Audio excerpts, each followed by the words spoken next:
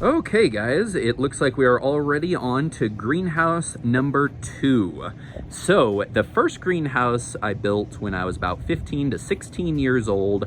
This one was closer to when I was 17 and 18. So this is a Rayon kit greenhouse. This one originally believe was manufactured in Israel, and it has held up relatively well. It was a relatively inexpensive route. It is 16 feet long and 8 feet wide, and my guess is about 7.5 feet tall. I definitely wish it was a little bit taller, especially for Sarracenia. Because these side walls are relatively short, if I have Sarracenia growing too close to the sides, they will hit the top and then get a little funky looking. So when I first built this greenhouse, I had half of it to grow tropical stuff like my Nepenthes, my Helianthera, and then this side was all to grow Sarracenia, flytraps, and Drosophilum. As you can see, this polycarbonate has not held up as well. We had some really bad hail about 2 years ago, and you can see it has been damaged. This is, I believe, 6mm polycarbonate. So definitely not as strong and doesn't insulate near as well as the 8mm variety. If I were to do it again, I would make sure the greenhouse I bought would use 8mm because it seems to hold up so much better and it does insulate a whole lot better. Now that I have this one as a temperate greenhouse, so all my flytraps and Sarracenia are in here, the insulation isn't as big of a deal, but if you're gonna grow anything tropical, it makes a huge difference. So again, I use swamp coolers to cool all my greenhouses. This one is no different. This is actually a relatively new swamp cooler. I had problems with a swamp cooler after about 10 years in this greenhouse. And so this one I got just a little while ago. I do let this greenhouse get a little bit hotter, so it will max out at around 90 to 95 degrees. As you can see, like the tops of it, you see a little bit of hail damage, but for a little over, okay, so I built this when I was 18, so about 15 years old. It's actually, I can't complain. Most polycarbonate is only rated for a 16 or 15 year life. And I mean, it's about at the end of its life, but it's not been bad at all. And for the price, this one has been amazing because the first greenhouse I built was all custom. I actually designed it myself on graph paper. And this one I just ordered from the internet. It showed up in about 12 boxes. I put down this pressure treated 4x4 lumber, and then each corner I have a concrete pillar that keeps it in place. And overall, it has actually done really, really well. We will go inside of it now. Here's the door. So this is the only part I've had to replace once already, is where this door handle is. Probably not necessarily the greenhouse's fault. I left it open a couple times and the wind would catch it and bang it back and forth. And that seems to do a little bit of damage. So now I have a couple bricks there so I can prop it up against it so it doesn't swing at all.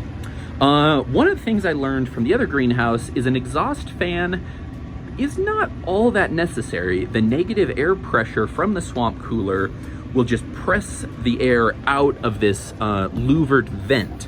So it does not have a fan on it, and I don't really find the fan super necessary, but depending on what you want to grow, it might help a little bit. So then as we go in here, you can see I learned and I switched over to different benches. These are actually made out of redwood and then has this, it's called hardware cloth. I believe this is 1/2-inch hardware cloth. I have changed some things in here because like I said, when I first built this, all my Nepenthes and tropical stuff were down at this side, where now I have this liquid, the water, all around the benches. So I used PVC pipe and then filled it up with, I believe it's 6 mil like greenhouse polyfilm. And that was actually one of Robert Coe's suggestions, and I love it because you can just put water in at this one end. It will kind of flow all the way down, and then as soon as water starts leaking out of the other, I know, okay, they have enough water. During the summer, I would say I have to water every 2 to 3 days in this greenhouse during active growing season. And then during the winter, I water maybe once a week just because they're not using near as much. I have all my Sarracenia on that side. And then this side is kind of my collectors or cultivar fly traps. This side gets quite a bit of morning sun, but I think they could use just a little bit more. I think the polycarbonate has degraded a little bit, so it doesn't let in quite enough light. Right now I actually have a GoPro hooked up to time lapse. Oh, there, it just took a photo. So I believe right now it's taking one photo every 15 minutes. So we'll kind of see how that goes. I tried a different time lapse here this spring. It had some failures, so it didn't turn out. So we're trying again. I think I've had it up and running for about 2 weeks now.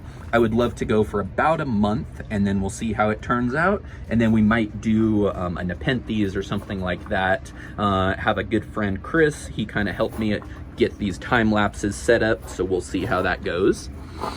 As far as heating this greenhouse goes, I just use one space heater, also on a thermostat. So I keep it at this side of the greenhouse. I let this greenhouse get well below freezing in the winter, so it'll get to be about, maybe 15 degrees in here at its coldest. If it's gonna be a night that gets that cold, I turn off the water from the house, and so then it won't freeze the pipes. But usually I would say it drops down to about, 28, 29 degrees in the winter, and then that's not enough to really do a whole lot of damage so far. This spring I got these new, they're just the cheapest LED shop lights I could find at Amazon. And all my extra fly traps I had growing underneath this west side of the greenhouse. And I found the shop lights were pretty adequate. They were about 6 to 12 inches away from the fly traps, and it worked out relatively well. When I first built this greenhouse, because I had Nepenthes in here, I again had a misting system across 2/3 of it. So as you can see right here, all the way around, over to here, and over to this side, and all the way to right here. Because Sarracenian fly traps do not need or like that extra water on their leaves, I have it completely turned off now, and actually I cut the pipe, so if I ever change this back into a tropical greenhouse, I will just have to replace this solenoid right here. And then as you can see, there's where it goes up through this new table here. So I would just have to swap that out, and then I would be good to have a misting system up and running again. Here's where it hooks up to the swamp cooler, and it goes from this pipe outside. I just unhook that every winter and rehook it up during the summer, because even in the middle of winter, the greenhouse can still heat up quite a bit, especially if it's sunny out. So I still have to have a swamp cooler available to use, but it just acts as a fan, and it brings in cold air from the outside, where this time of year it uses the evaporative cooling, so it mixes water in with the air to really, really help cool the greenhouse. Swamp coolers by far work best in arid conditions. So somewhere dry like Arizona, Southern California, where our humidity is literally in the single digits most summer days, the greenhouse has no trouble keeping relatively cool with a nice swamp cooler. Then, in addition to that swamp cooler, I use one circulation fan. This one runs 24 hours a day, 7 days a week. Right now, I just have it on its medium speed, and it just kind of blows the hot air across the top of these fly traps so they don't get too hot and down and out the other side of the greenhouse. A few things that I don't like about this greenhouse, again, is how low it is. So like when I'm walking in here, let's see if I can show you. I'm a solid like 6'2", 6'3", and my hair, if I'm stepping, will graze right across the top of all these lights, and then these wires that help keep everything tight. It's just a little low. So if I were to do it again, I could use this exact same greenhouse. I would just build it up onto a little platform and give it an extra, probably 2 feet of height, and it would be just perfect. Because then it would also help with the Sarracenia so that they don't hit the sides of the wall here, and they could get to their full height, especially the ones that are back in this corner, because they do something like this. They hit the top and then they look a little funky, and that obviously nobody likes. The other thing, I don't know. I mean, for a temperate greenhouse, this has been absolutely amazing because for the price, it was super hard to beat. I wouldn't obviously do a misting system again if I was building a temperate greenhouse. I have no shade cloth on it because the temperate plants, even in Colorado, love as much sun as they can possibly get. And then the 6mm polycarbonate is just a little bit thin, and if they made one that used 8mm, I would definitely go with that. Other than that, I would make sure I would probably do a little bit bigger footers. So let's go out and around this side. So like I said, this 4x4 pressure treated lumber, it's held up actually really, really well, but because Colorado and Colorado Springs is so hilly, my footer was not enough. I would probably have done these about 3 or 4 times as deep and made sure that anything that was gonna wash away from all the rain coming down this hillside wouldn't actually be a problem. Where right there, I don't know, it just looks a little funny. These railroad ties have actually worked out really good. That gives it a nice, just extra step into the greenhouse. But maybe I would have used railroad ties to help build it up so the greenhouse would have been a little bit taller this way. This greenhouse is on its own breaker as well, so I can use roughly one 1,500 watt electric heater. So coming down into here, and then you can see it also has lights that go across the top. Those lights are not obviously for growing anything, just so I can come in here when I have to repot everything in like January and February. I can see and work late into the night. The benches have actually been really good. I can tell I learned quite a bit from that first batch.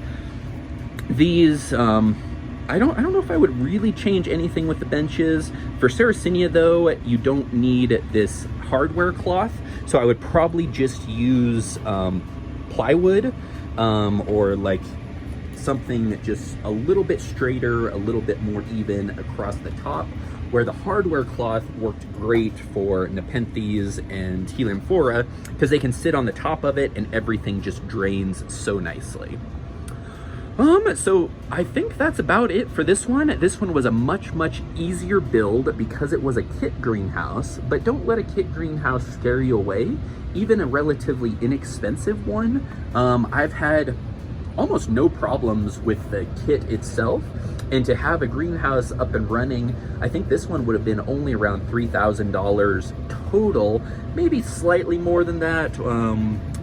But I did all my own electrical work and literally did everything myself with just my family's help. So that's able to keep it a little bit less expensive. If you see anything you really want to know about this greenhouse, remember it is greenhouse number 2, and let me know. We will head on to the biggest and my favorite greenhouse, greenhouse number 3. Okay, over and out, guys.